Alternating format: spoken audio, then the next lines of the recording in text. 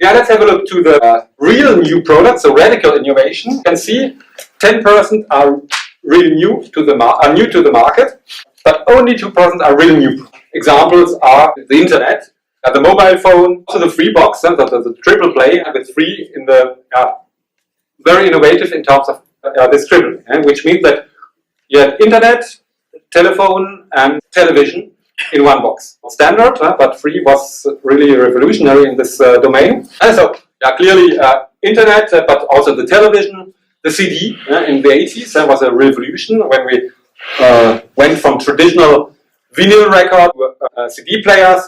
The video recorder in the 60s and 70s was also a radical innovation, really new to the market, and this also means that customers have to learn how to use it. The term customer education.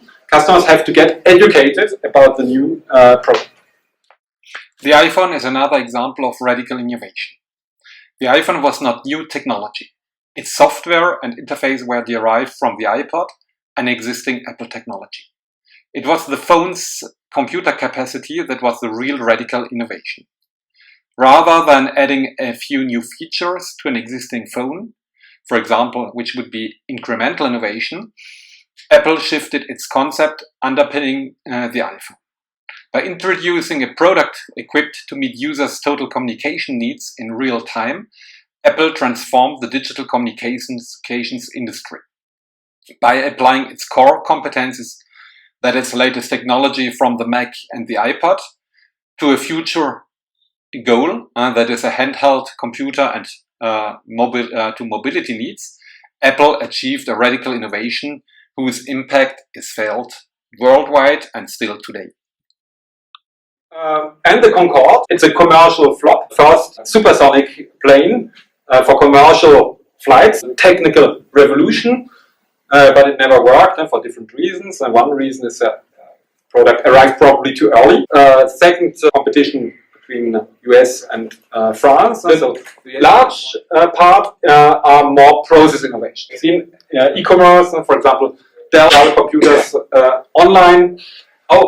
All these online services. We have e-banking, we have e-insurances, so process innovations. And so a new way how to commercialize a product, or in this case a service, are considered also as radical innovations.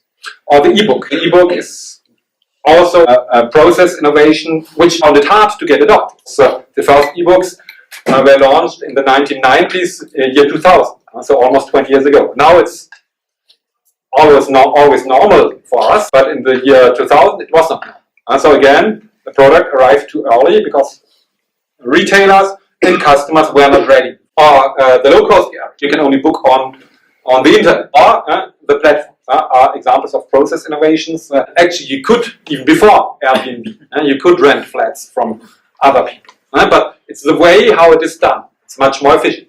It's done now at large scale.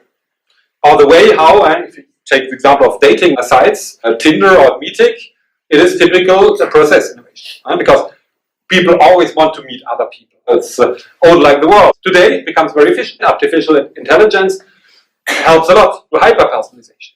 Because you have algorithms and you give the information what you are, who you are, what are you doing, what you like, your life, what are your hobbies. You give their expectations, what type of partner are you searching for, what hair color, what eye color. Then you can say what you want. And then you have a matching. Clearly process innovation. Netflix is an excellent example of the role radical innovation can play to disrupt an industry. When Netflix entered the home entertainment industry in 1997 as a mail-order DVD rental service, Blockbuster, an established competitor, and Netflix's main competitor underestimated Netflix's threat. Instead of clamoring for radical innovative changes to counter Netflix's market entry, Blockbuster did nothing. Netflix disrupted the industry with innovative platform technologies, personalization through artificial intelligence algorithms, and claiming smaller market loyalty. The same disruption of the industry can be applied to the market entry of Amazon that revolutionized the retail sector with innovative platform and e-commerce technologies, personalization, and perfect services. Yeah, and to finish about really new products, they take a long time to get developed, between 15 to 20 years from conception to the product launch. They are new to customers, so customers have to get familiar. The internet, the platforms, the smartphones, the television, and substantial learning is often required. Customers have to learn what it can be used for. For example, internet in the 90s. So we had to learn to send a message. This was the first wow effect. The message immediately.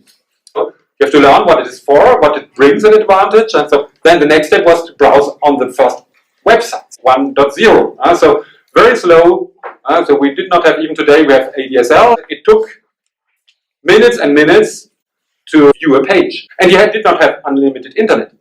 So you have to learn what it is used for, what it competes. So it raises issues about new channels of distribution. Generally, real new products are distributed in selective channels because they are more expensive. All real innovation, the CD player, the new television, the computers, were all distributed in selective, specialized distribution channels. What I want to say is that for a really new innovation, you have to learn. There's a very strong learning process to understand how it works. And that is why specialized retailers that can explain these new products. They create sometimes a new market and need for new infrastructure. And so, for example, the computer created completely new markets. And first of all, the software markets, add-ons, and the mobile sector created the market for apps, app stores, scanners, and for printers, and for hard disk drives, and for mouses, and for web cameras, etc. etc.